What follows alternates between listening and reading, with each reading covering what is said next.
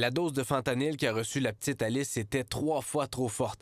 Elle aurait pu la tuer. Vous voulez pas que ça en reste là? Ben non, parce que honnêtement, c'est pas une erreur qui est anodine. Alice aura bientôt 8 mois et on ne sait pas encore si elle conservera des séquelles.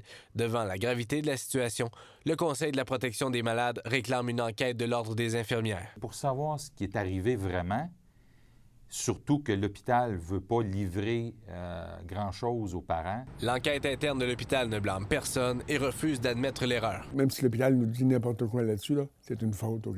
On a manqué une obligation de résultat. Cette enquête recommande entre autres à la direction de l'hôpital de rappeler au personnel l'importance d'appliquer les procédures. Appliquer les procédures, entre autres, ça veut dire vérifier au niveau des médicaments avant qu'on le donne, quelle quantité on donne, à qui on la donne, etc. Alors, écoutez, c'est du basic. Des affaires qu'on devait savoir, qu'on n'a pas faites, un rappel des consignes, rappel aux personnes. Ça veut dire là, qu'on ne l'a pas fait.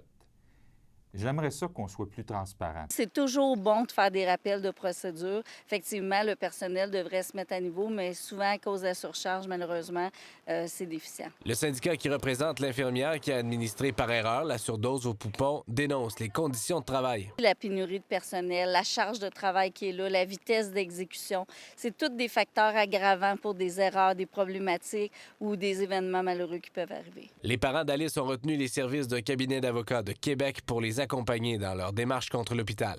Jasmine Dumas, TVA Nouvelle, Sherbrooke.